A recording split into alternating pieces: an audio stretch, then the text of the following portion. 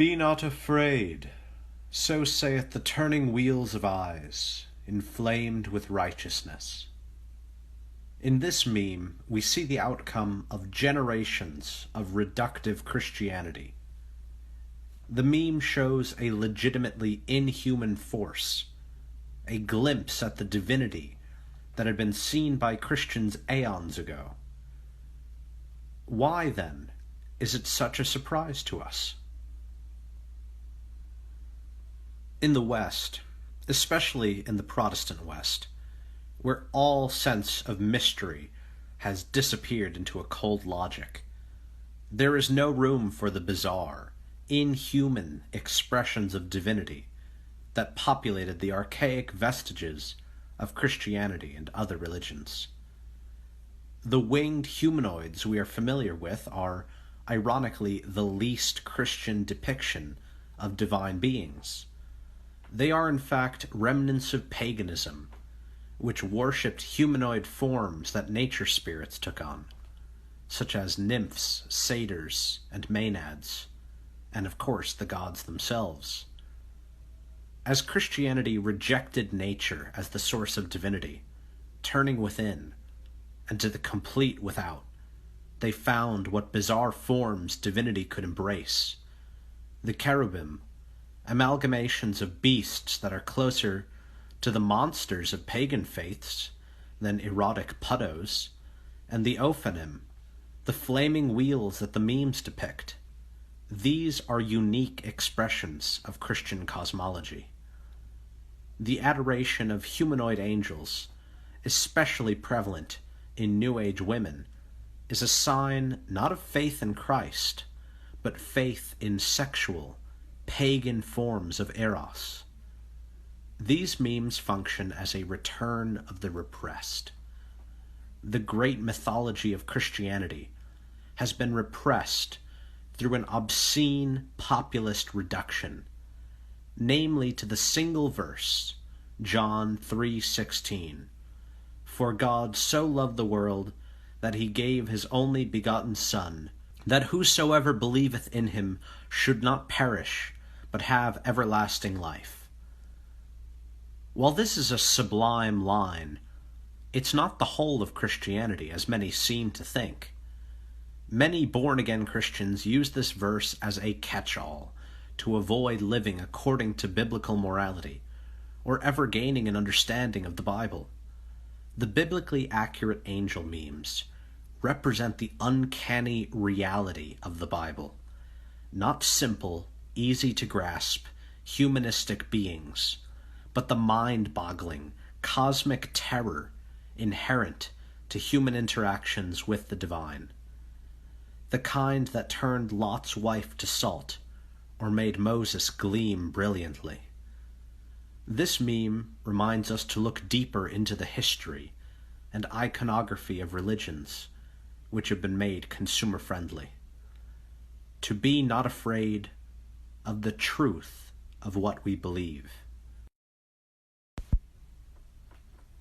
So I thought I would finish up this video with a few less structured personal musings on the meme, especially its connection to some of the imagery and religious significance, the kind that is utilized by H.P. Lovecraft in his fiction.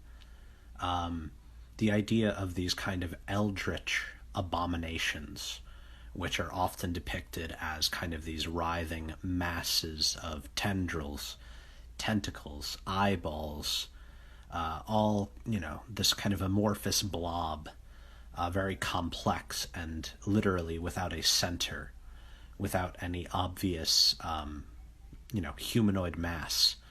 I think it's clear that these biblically accurate angel memes are kind of commenting and showing how old depictions of angels have a lot in common with Lovecraftian imagery, which is meant to evoke a sense of cosmic horror, of really the insignificance of the humanoid form. And I think that this is something that really becomes lost as Christianity becomes more and more consumer-friendly, and really as religion becomes more and more focused on being friendly and easy to understand. I mentioned in the video this idea of kind of middle-aged, new age women that are into angels. You know, there are these angel card decks, which are like tarot cards light.